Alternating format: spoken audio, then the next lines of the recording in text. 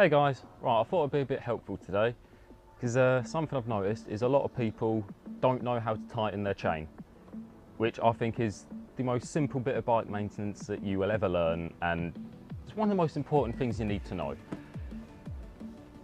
So I've had conversations with people where they've gone, oh, I need to go to the garage, get my chain tightened. Why do you need to go to the garage? Oh, because I don't know how it's done. It's a 5-10 minute job maximum. So anyway, this is how you tighten a chain. Very simple video, I'm sure there's some out there, but figured why not, I'll make one as well. So right, obviously the first thing you need to do, you don't have to do it to be honest, but it's a whole lot easier if you do.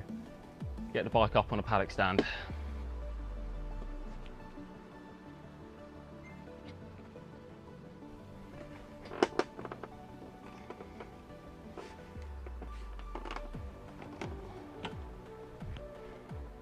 Ta-da!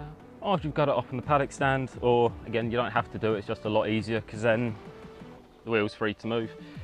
But right, you need to undo your axle.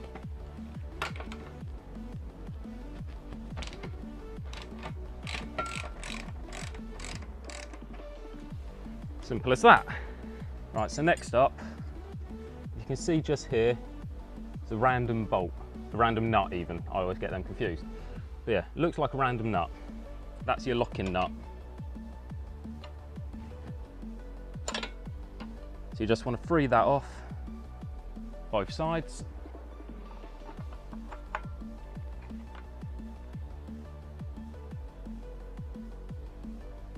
Then obviously you've got your tightening bolt just there. Very simple. Quarter turn at a time, you don't want to do more than that. Check the chain tension, that's good. Again, anything you do with one side you've got to do with the other, or else your wheel's not going to be lined up properly. So I did 2 quarter turns, 1, 2, done. I should probably mention the way to do this properly is have a set of digital calipers or something so you know exactly how much you've moved each side back. But if your wheel's already lined up, you can get it ridiculously accurate by eye.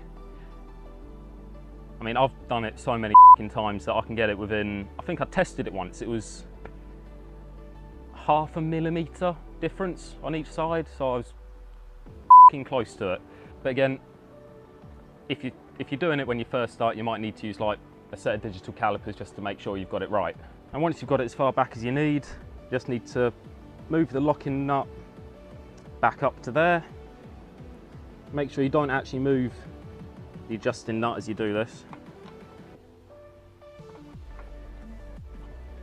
Because then you just need to tighten that back up. You kind of want to get it tight as fuck.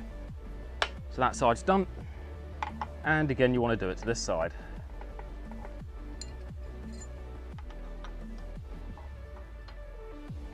Now awkwardly, I've got the bobbins there, which make it a lot harder to get a good grip with the spanner.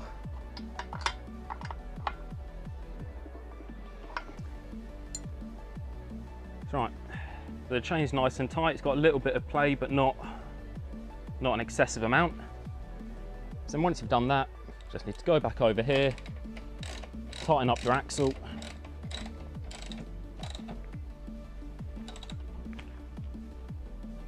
Again, you don't want this coming loose when you're riding it. So you want it very, very tight. Obviously there's torque specs for it, but fuck that. And if you notice, the chain's actually got a little tighter as I did that. That's why you always leave a bit of play in it. Also, you want to leave play in it because this whole swinging arm obviously swings. It moves with the rear suspension. So if your wheel's going up, it's going to be loosening the chain a little. If your wheel's going down, it's going to be tightening it. So you just want to make sure you've got a bit of play there just so you don't snap your chain in half, because that doesn't end well. It really doesn't end well. So right, now your chain is tight. What you need to do after that is lube your chain. You've got to keep it lubed, or else, again, it's going to go rusty, it's going to snap, it's going to do some shit that you don't want it to do. You really don't want it to do anything.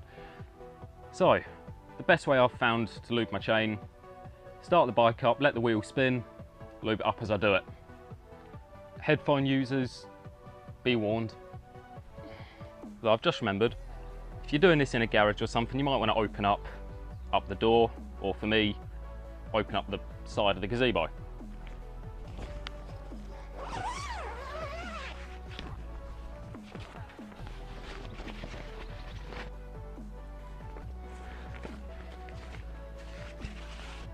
So once you've done that, you just want to turn the bike on.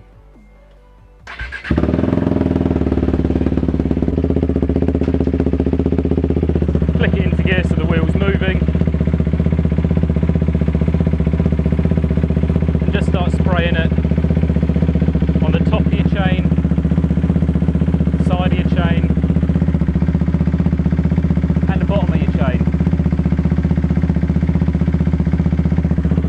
And then every now and then I'll just spray some on the sprocket.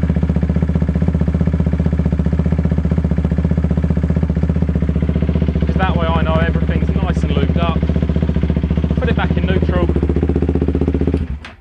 turn the bike off and you're done. Like I said, one of the easiest bit of bike maintenance that you can ever learn to do. In fact, for my bike it was only 3 tools. 22mm socket, 14mm spanner, and a 10mm spanner. That's all you need.